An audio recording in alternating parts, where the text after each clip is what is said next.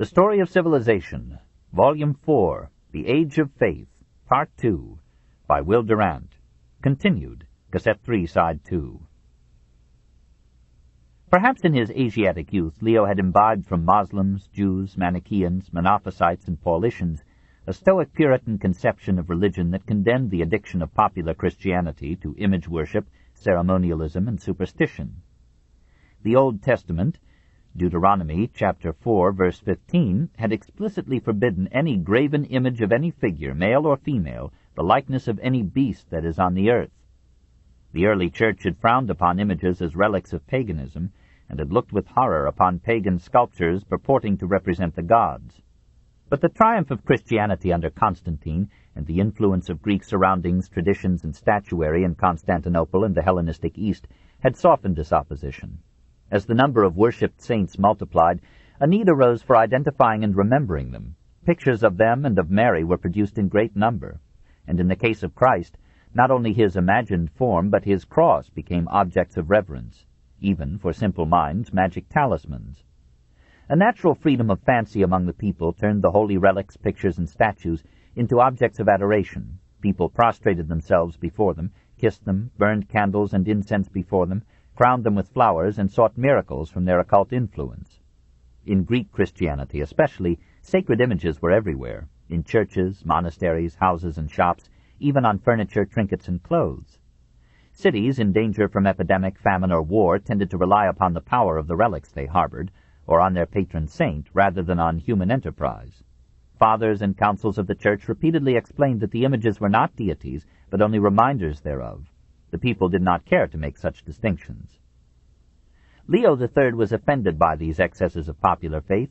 It seemed to him that paganism was in this manner reconquering Christianity, and he felt keenly the satire directed by Moslems, Jews, and Christian sects against the superstitions of the Orthodox multitude.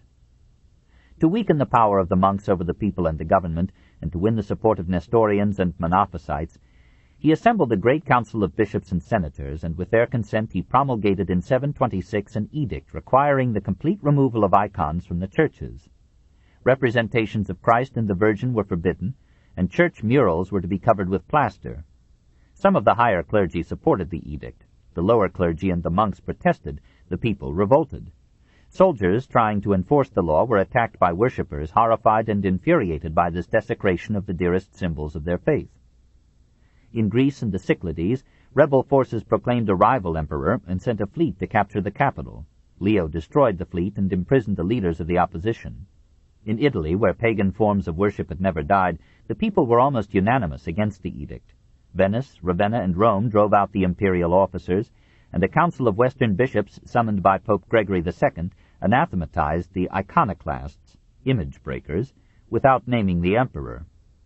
The Patriarch of Constantinople joined the revolt and sought by it to restore the independence of the Eastern Church from the state. Leo deposed him in 730, but did him no violence, and the edict was so mildly enforced that when Leo died in 741, most of the churches retained their frescoes and mosaics unharmed. His son, Constantine V, from 741 to 775, continued his policy and received from hostile historians the genial epithet of Capronymus, named from dung. A council of Eastern bishops, called by him at Constantinople in 754, condemned image worship as abominable, and charged that through such worship Satan had reintroduced idolatry, denounced the ignorant artist who with his unclean hands gives form to that which should be believed only by the heart, and decreed that all images in the churches should be erased or destroyed. Constantine executed the decree without moderation or tact, imprisoned and tortured resisting monks. Again, eyes or tongues were torn out, noses were cut off.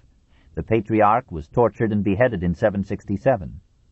Like Henry VIII, Constantine V closed monasteries and convents, confiscated their property, turned the buildings to secular uses, and bestowed monastic lands upon his favorites. At Ephesus, the imperial governor, with the approval of the emperor, assembled the monks and nuns of the province and forced them to marry one another as an alternative to death. The persecution continued for 5 years, from 765 to 771. Constantine exacted from his son Leo IV, from 775 to 780, an oath to continue the iconoclastic policy. Leo did what he could, despite his weak constitution. Dying, he named his 10-year-old son Constantine VI as emperor. He ruled from 780 to 797, and nominated his widow, the Empress Irene, as regent during the youth's minority. She ruled with ability and without scruple.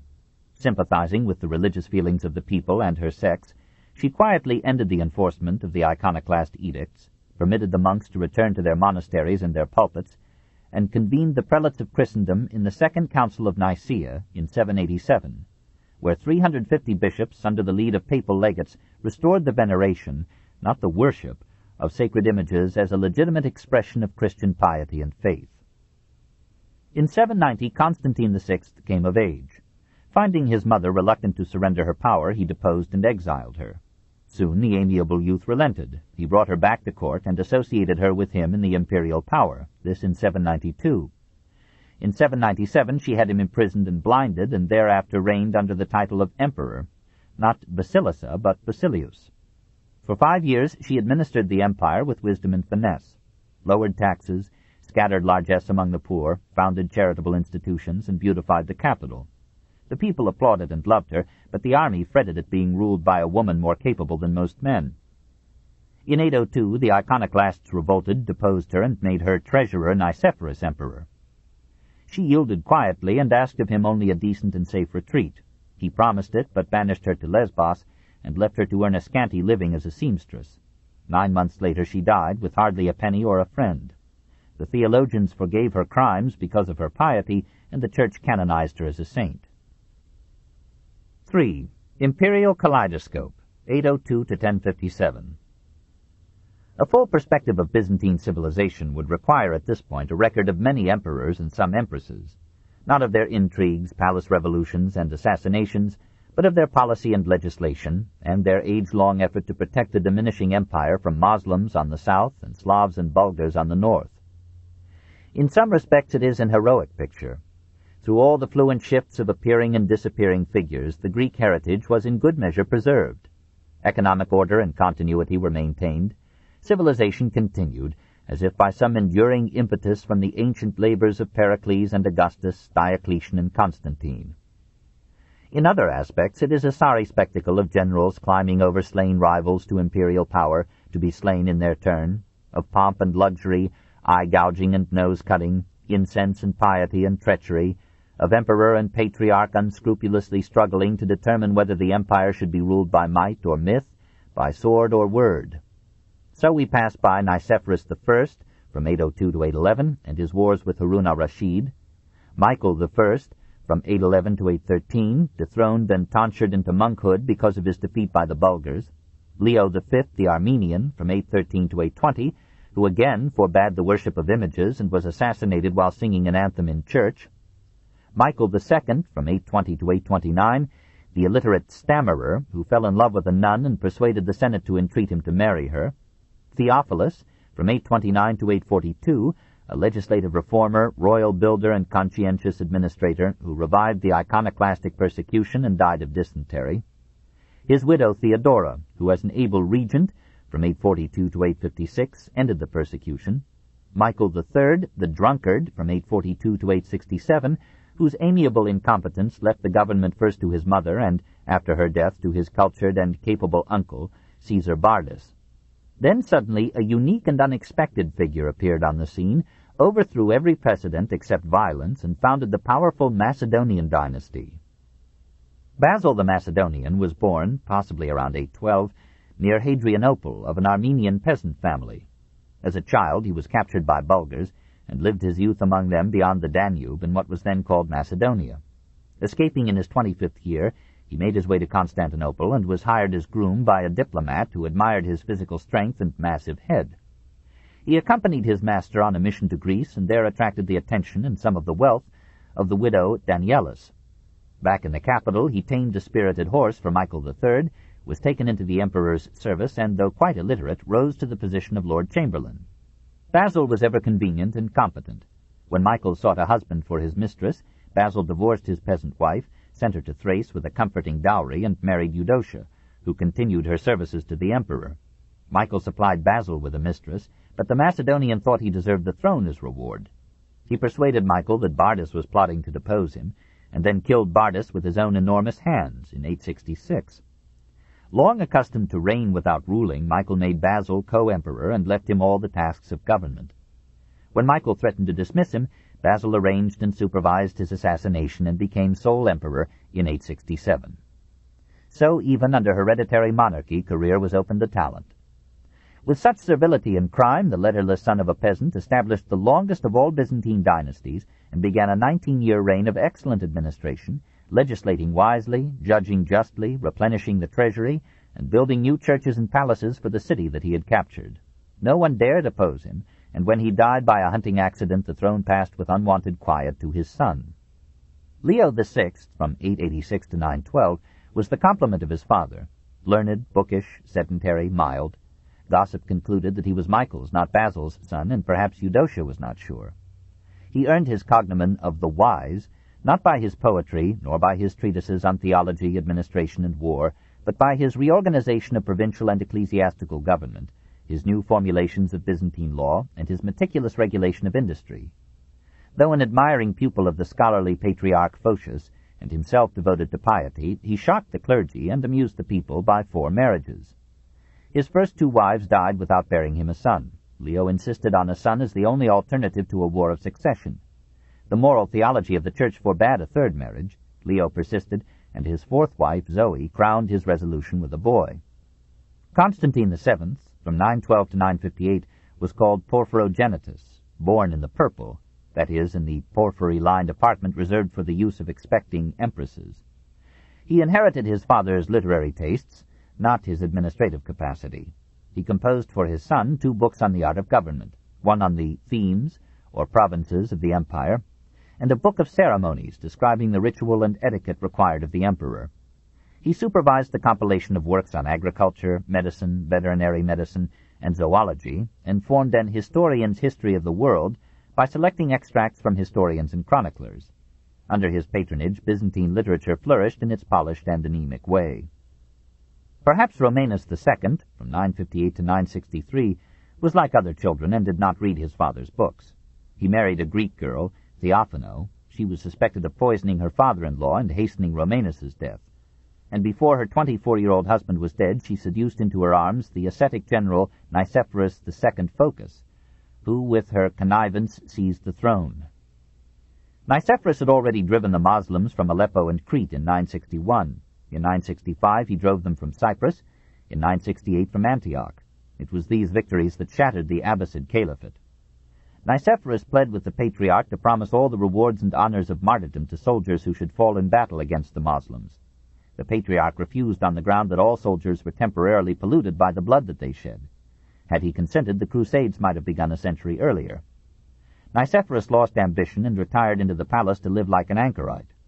Bored with this monastic existence, Theophano became the mistress of the general John Zimisces. With her connivance, he killed Nicephorus in 969 and seized the throne. Remorseful, he repudiated and exiled her and went off to atone for his crimes by transient victories against the Moslems and the Slavs. His successor was one of the most powerful personalities in Byzantine history. Basil II, born to Romanus and Theophano in 958, had served as co-emperor with Nicephorus Phocas and Zimisces. Now, in 976, he began at the age of 18 an undivided rule that lasted half a century.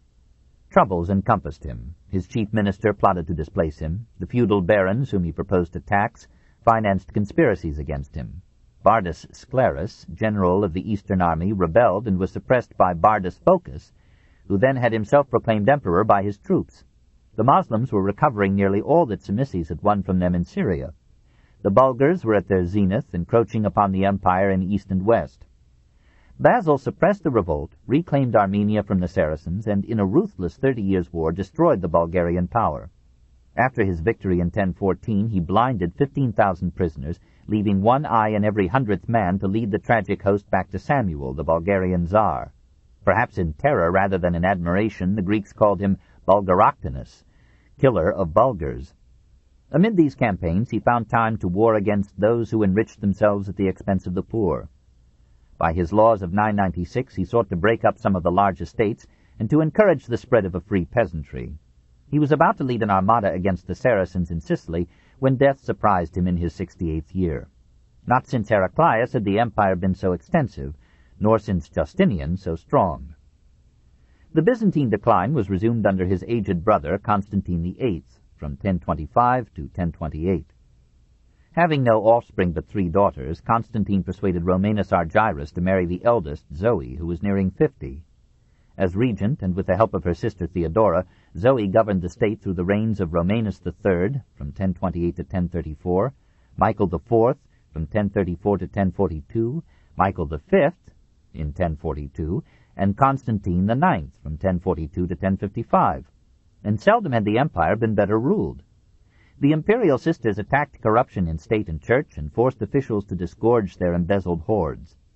One who had been chief minister surrendered 5,300 pounds of gold, which he had secreted in a cistern, and when the patriarch Alexis died, a cache of 100,000 pounds of silver was discovered in his rooms. For a brief interlude, the sale of offices was stopped. Zoe and Theodora sat as judges on the highest tribunal and dispensed stern justice. Nothing could rival Zoe's impartiality. Having at 62 married Constantine IX, and knowing that her cosmetic skill had preserved barely the surface of her charms, she allowed her new husband to bring his mistress Sclerina to live in the royal palace. He chose quarters between their apartments, and Zoe never visited him without making sure that he was disengaged. When Zoe died in 1050, Theodora retired to a convent, and Constantine IX ruled for 5 years with wisdom and taste. He chose men of competence and culture for his aides, rebeautified St. Sophia, built hospitals and refuges for the poor, and supported literature and art. At his death in 1055, the supporters of the Macedonian Dynasty led a popular revolt that brought the Virgin Theodora out of her conventual retreat and, much against her will, crowned her empress. Despite her 74 years, she and her ministers governed efficiently, but in 1056 she died so suddenly that chaos ensued. The palace aristocracy named Michael VI emperor. The army preferred the general Isaac Comnenus. One battle decided the issue. Michael became a monk, and Comnenus entered the capital in 1057 as emperor. The Macedonian dynasty had come to an end after 190 years of violence, war, adultery, piety, and excellent administration. Isaac Comnenus resigned after 2 years, named Constantine Ducas, the president of the Senate, as his successor, and entered a monastery. When Constantine died in 1067, his widow Eudocia acted as regent for 4 years. But the demands of war required a sterner leader, and she married and crowned Romanus IV. Romanus was defeated by the Turks at Manzikert in 1071, returned to Constantinople in disgrace, was deposed, imprisoned, and blinded, and was allowed to die of his untended wounds. When Alexius Comnenus I, nephew of Isaac Comnenus, came to the throne in 1081, the Byzantine Empire seemed near its fall. The Turks had taken Jerusalem in 1076 and were advancing through Asia Minor. The Patzenak and Cuman tribes were approaching Constantinople from the north. The Normans were attacking the Byzantine outposts in the Adriatic. The government and the army were crippled with treason, incompetence, corruption, and cowardice. Alexius met the situation with subtlety and courage. He sent agents to foment revolution in Norman Italy, gave Venice commercial privileges in return for the aid of its navy against the Normans, confiscated church treasures to rebuild his army, took the field in person, and won victories by strategy rather than by blood. Amid these foreign cares, he found time to reorganize the government and its defenses, and gave the tottering empire another century of life. In 1095, in a far-reaching stroke of diplomacy, he appealed to the West to come to the aid of the Christian East. At the Council of Piacenza, he offered a reunion of the Greek with the Latin Church in return for the unity of Europe against Islam. His appeal conspired with other factors to unleash the first of those dramatic crusades that were to save and then destroy Byzantium. 4. Byzantine life, 566 to 1095. At the beginning of the 11th century, the Greek Empire, through the arms and statesmanship of the Isaurian and Macedonian dynasties, had reached again the power, wealth, and culture of its zenith under Justinian. Asia Minor, northern Syria, Cyprus, Rhodes, the Cyclades, and Crete had been wrested from the Moslems. Southern Italy was once more Magna Graecia, ruled by Constantinople. The Balkans had been recaptured from Bulgars and Slavs. Byzantine industry and commerce again dominated the Mediterranean. Greek Christianity had triumphed in the Balkans and Russia, and Greek art and literature were enjoying a Macedonian Renaissance. The revenue of the state in the 11th century reached the present equivalent of $2,400,000,000.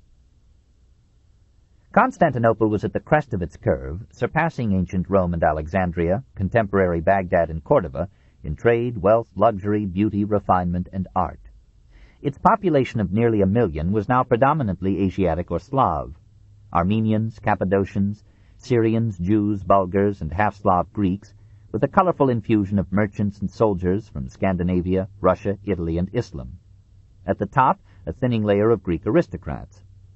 1,000 varieties of homes, gabled, terraced, or domed, with balconies, loggias, gardens, or pergolas. Full markets reeking with the products of all the world. 1,000 narrow, muddy streets of tenements and shops.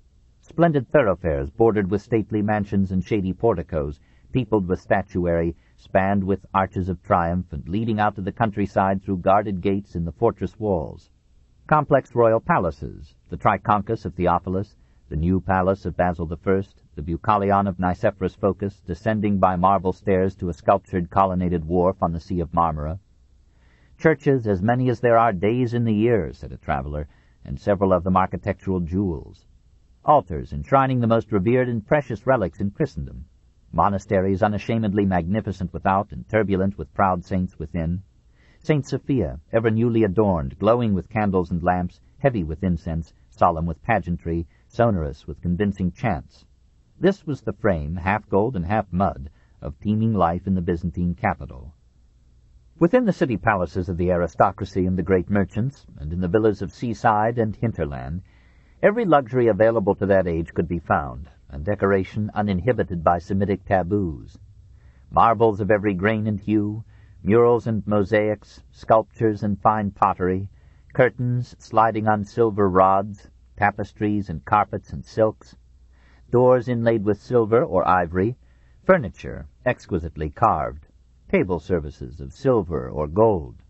Here moved the world of Byzantine society, men and women of fine face and figure, dressed in colored silks and lace and furs, and rivaling the graces, amours, and intrigues of Bourbon Paris and Versailles.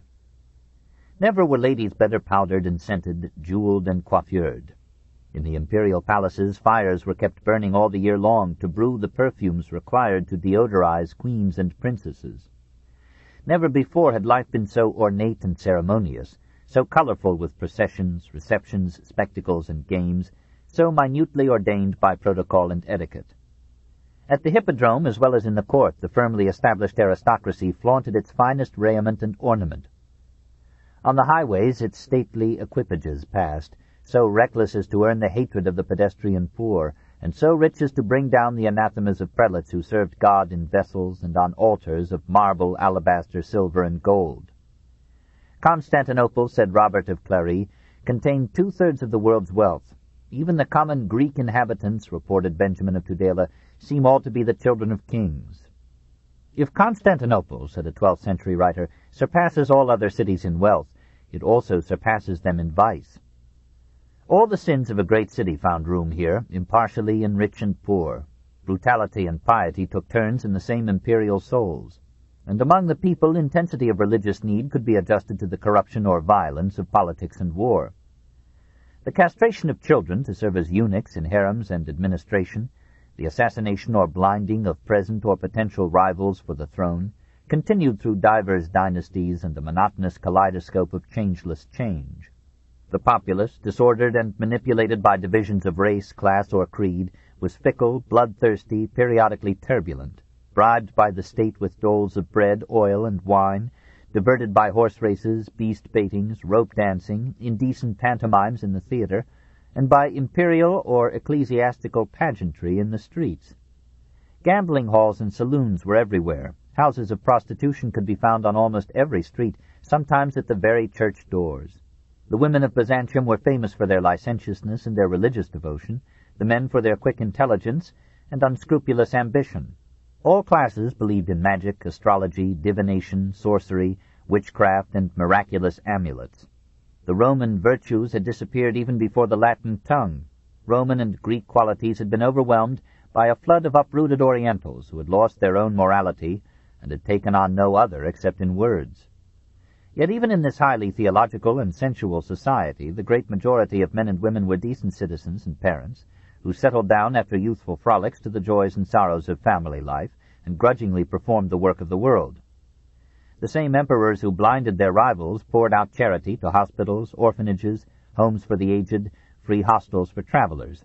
And in that aristocracy where luxury and ease seemed the order of every day, there were hundreds of men who gave themselves, with a zeal tempered by venality, to the tasks of administration and statesmanship, and somehow managed, despite all overturns and intrigues, to save the realm from every disaster, and to maintain the most prosperous economy in the medieval Christian world. The bureaucracy that Diocletian and Constantine had established had become in 7 centuries an effective engine of administration, reaching every region of the realm. Heraclius had replaced the old division of the empire into provinces by a division into themes, or military units ruled by a strategos, or military governor. This was one of 100 ways in which the Islamic threat modified Byzantine institutions. The themes retained considerable self-government and prospered under this centralized rule. They received the continuity of order without bearing the direct force of the struggles and violence that disturbed the capital. Constantinople was ruled by the emperor, the patriarch, and the mob. The themes were governed by Byzantine law. While Islam confused law with theology, and Western Europe floundered through the chaos of a dozen barbarian codes, the Byzantine world cherished and extended the legacy of Justinian. The novels or new laws of Justin II and Heraclius, the Ecloga, or selected laws issued by Leo III, the Basilica, or royal edicts promulgated by Leo VI, and the novels of the same Leo, adjusted the pandects of Justinian to the changing needs of 5 centuries. Codes of military, ecclesiastical, maritime, mercantile, and rural law gave order and dependability to legal judgments in army and clergy, in markets and ports, on the farm and the sea. And in the 11th century, the school of law at Constantinople was the intellectual center of secular Christendom. So the Byzantines preserved Rome's greatest gift, Roman law, through a millennium of peril and change, until its revival at Bologna in the 12th century revolutionized the civil law of Latin Europe and the canon law of the Roman Church. The Byzantine maritime code of Leo III, developed from the nautical regulations of ancient roads, was the first body of commercial law in medieval Christendom. It became in the 11th century the source of similar codes for the Italian republics of Trani and Amalfi, and by that lineage entered into the legal heritage of the modern world. The rural code was a creditable attempt to check feudalism and establish a free peasantry. Small holdings were given to retired soldiers. Larger tracts belonging to the state were cultivated by soldiers as a form of military service. And great areas were colonized by heretical sects transported from Asia into Thrace and Greece. Still vaster regions were settled under governmental compulsion or protection by barbarian groups who were judged less dangerous within the empire than outside. So Goths were received into Thrace and Illyria, Lombards into Pannonia, Slavs into Thrace, Macedonia, and Greece. By the 10th century the Peloponnesus was predominantly Slav, and Slavs were numerous in Attica and Thessaly. State and church cooperated to diminish slavery. Imperial legislation forbade the sale of slaves or the enslavement of a freeman, and automatically emancipated slaves who entered the army or the clergy or married a free person. In Constantinople, slavery was in effect limited to domestic service, but it flourished there. Nevertheless, it is almost a Newtonian law of history that large agricultural holdings, in proportion to their mass and nearness, attract smaller holdings, and, by purchase or otherwise, periodically gather the land into great estates. In time, the concentration becomes explosive, the soil is redivided by taxation or revolution, and concentration is resumed. By the 10th century, most of the soil of the Byzantine East was owned in extensive domains by rich landlords, dynatoi, or powerful men, or by churches, monasteries, or hospitals endowed with supporting terrain by pious legacy. Such tracts were worked by serfs or by coloni, legally free but economically chained. The owners, equipped with retinues of clients, guards, and domestic slaves, led lives of refined luxury in their villas or their city palaces. We see the good and bad of these great lords in the story of Basil I's benefactress, the Lady Danielis. When she visited him in Constantinople, 300 slaves took turns supporting the litter, or covered couch, in which she traveled from Patras.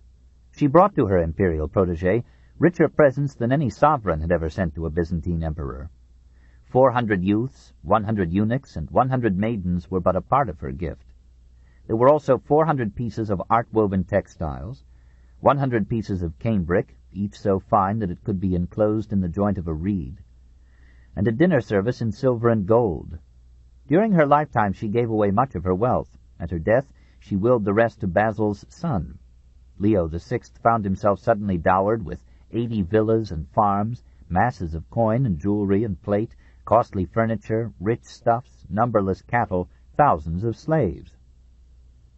Such Greek gifts were not altogether pleasing to the emperors. The wealth so gleaned from the flesh and sweat of millions of men gave the owners a power collectively dangerous to any sovereign. Out of self-interest as well as humanity, the emperors sought to halt this process of concentration. The severe winter of 927-28 ended in famine and plague. Starving peasants sold their holdings to great landowners at desperately low prices, or merely in exchange for subsistence. In 934, the regent Romanus issued a novel that denounced the landlords as having shown themselves more merciless than famine and plague. It required the restoration of properties bought for less than half a fair price, and permitted any seller within 3 years to repurchase the land he had sold and at the price he had received. The edict had only a negligible effect. Concentration continued. Moreover, many free farmers, complaining of high taxes, sold their lands and moved to the towns, if possible, to Constantinople and the Dole. Basil II renewed the struggle of emperors against nobles. His decree of 996 permitted the seller at any time to redeem his land at the price of its sale, voided titles to lands acquired in contravention of the law of 934, and demanded the immediate return of such lands to their former owners without cost. These laws were in large measure evaded, and a modified feudalism was sporadically established by the 11th century in the Byzantine East. But the effort of the emperors was not lost. The surviving free peasantry, under the stimulus of ownership, covered the land with farms, orchards, vineyards, beehives, and ranches. The large proprietors developed scientific agriculture to its medieval zenith, and from the 8th to the 11th century Byzantine agriculture kept pace with the prosperity of Byzantine industry. The Eastern Empire in this period acquired an urban and semi-industrial character quite different from the ruralism of Latin Europe north of the Alps. Miners and metallurgists actively explored and developed the lead, iron, copper, and gold in the soil. Not only Constantinople, but 100 other Byzantine cities, Smyrna, Tarsus, Ephesus, Durazzo, Ragusa, Patras, Corinth, Thebes, Salonika, Hadrianople, Heraclea, Salimbria, throbbed and resounded with tanners, cobblers, saddlers, armorers, goldsmiths, jewelers, metalworkers, carpenters, wood-carvers, wheelwrights, bakers, dyers, weavers, potters, mosaicists, painters. As cauldrons and caverns of manufacturing and exchange, Constantinople, Baghdad, and Cordova in the 9th century almost rivaled the bustle and bedlam of a modern metropolis. Despite Persian competition, the Greek capital still led the white world in the production of fine tissues and silks. Only second to it in this regard were Argos, Corinth, and Thebes. The textile industry was highly organized and used much slave labor. Most other workers were free artisans. The proletarian population of Constantinople and Salonika were class-conscious and staged many unsuccessful revolts. Their employers formed a considerable middle class, acquisitive, charitable, industrious, intelligent, and fiercely conservative. The major industries, including their workers, artists, managers, merchants, lawyers, and financiers, were organized into systemata, or corporation guilds, lineally descended from the ancient collegia and artes, and akin to the large economic units of a modern corporative state. Each corporation had a monopoly in its line, but was strictly regulated by legislation in its purchases, prices, methods of manufacture, and conditions of sale. Governmental examiners kept surveillance over operations and accounts, and at times maximum wages were fixed by law. Minor industries, however, were left to free workers and individual enterprise. The arrangement gave order, prosperity, and continuity to Byzantine industry, but it checked initiative and invention and tended to an oriental fixity of status and life. Commerce was encouraged by state maintenance or supervision of docks and ports, governmentally regulated insurance and loans on bottomry, a vigorous war on piracy, and the most stable currency in Europe.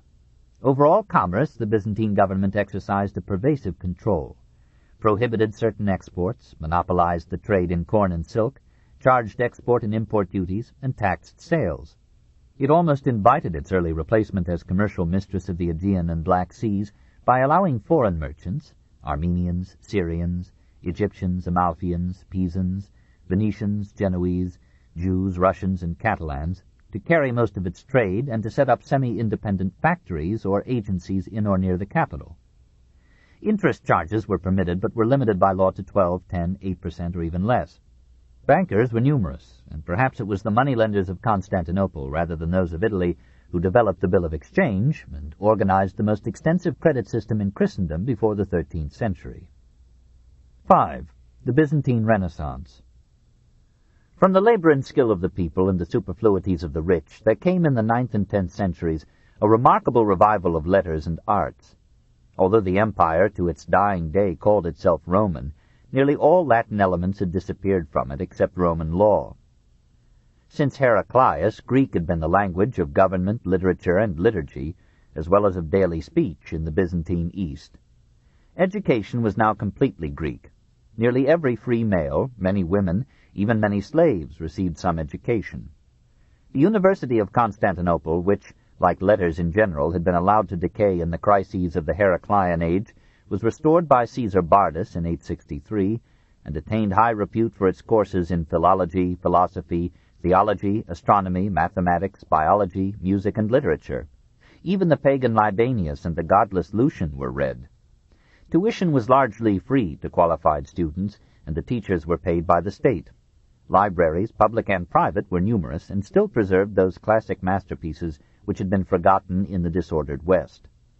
This ample transmission of the Greek heritage was at once stimulating and restrictive. It sharpened and widened thought, and lured it from its old round of homiletical eloquence and theological debate. But its very wealth discouraged originality. It is easier for the ignorant than for the learned to be original. Byzantine literature was intended chiefly for cultured and leisurely ladies and gentlemen, polished and polite, artistic and artificial, Hellenistic but not Hellenic. It played on the surface and spared the heart of human life. Though the churchmen of the period were remarkably tolerant, thought, of its own accord, through habits formed in youth, stayed within the circle of orthodoxy, and the iconoclasts were more pious than the priests. It was another Alexandrian age of scholarship. Pundits analyzed language and prosody, wrote epitomes, outlines, and universal histories, compiled dictionaries, encyclopedias, anthologies. Now, in 917, Constantine Cephalus collected the Greek Anthology. Now, in 976, Suidas accumulated his encyclopedic lexicon. Theophanes, circa 814, and Leo the Deacon, who was born in 950, wrote valuable histories of their own or recent times. Paul of Aegina, who lived from 615 to 690, composed an encyclopedia of medicine that combined Moslem theory and practice with the legacy of Galen and Oribasius. It discussed in almost modern terms operations for cancer of the breast, hemorrhoids, catheterization of the bladder, lithotomy, castration. Eunuchs were manufactured, says Paul, by crushing the testicles of children in a hot bath. The outstanding Byzantine scientist of these centuries was an obscure and impoverished teacher, Leo of Salonika, circa 850, of whose existence Constantinople took no notice until a caliph invited him to Baghdad. One of his pupils, captured in war, became the slave of a Moslem dignitary, who soon marveled at the youth's knowledge of geometry. Al-Mamun, learning of it, induced him to join in a discussion of geometrical problems at the royal palace, was impressed by his performance, heard with eager curiosity his account of his teacher, and at once sent Leo an invitation to Baghdad and affluence. Leo consulted a Byzantine official, who consulted the Emperor Theophilus, who hastened to secure Leo with a state professorship. Leo was a polymath and taught and wrote on mathematics, astronomy, astrology, medicine, and philosophy. Al-Mamun submitted to him several problems in geometry and astronomy, and was so pleased with the replies that he offered Theophilus eternal peace and 2,000 pounds of gold if the emperor would lend him Leo for a while. Theophilus refused, and made Leo Archbishop of Salonika to keep him out of Al-Mamun's reach. Leo, Photius, and Pacellus were the stellar luminaries of this age. Photius, possibly from 820 to 891, the most learned man of his time, was in 6 days graduated from layman to patriarch and belongs to religious history. Michael Pacellus, possibly from 1018 to 1080, was a man of the world and the court, an adviser of kings and queens, a genial and orthodox Voltaire who could be brilliant on every subject, but landed on terra firma after every theological argument or palace revolution. He did not let his love of books dull his love of life. He taught philosophy at the University of Constantinople, and received the title of Prince of Philosophers. He entered a monastery, found the monastic career too peaceful, returned to the world, served as prime minister from 1071 to 1078, and had time to write on politics, science, medicine, grammar, theology, jurisprudence, music, and history. His Chronographia recorded the intrigues and scandals of a century, from 976 to 1078, with candor, verve, and vanity. He describes Constantine IX as hanging on Phasaelus's tongue. Here, as a sample, is a paragraph from his description of the revolt that restored Theodora to the throne in 1055. Each soldier in the crowd was armed. One grasped a hatchet, another a battle-axe, one a bow, another a lance. Some of the populace carried heavy stones, and all ran in great disorder to the apartments of Theodora. But she, taking refuge in a chapel, remained deaf to all their cries. Abandoning persuasion, the crowd used force upon her. Some, drawing their daggers, threw themselves upon Theodora as if to kill her. Boldly they snatched her from the sanctuary, clothed her in sumptuous robes, seated her on a horse, and circling about her led her to the church of St. Sophia. Now all the population, high-born as well as low, joined in paying her homage, and all proclaimed her queen. The personal letters of Phasaelus were almost as charming and revealing as Cicero's. His speeches, verses, and pamphlets were the talk of the day.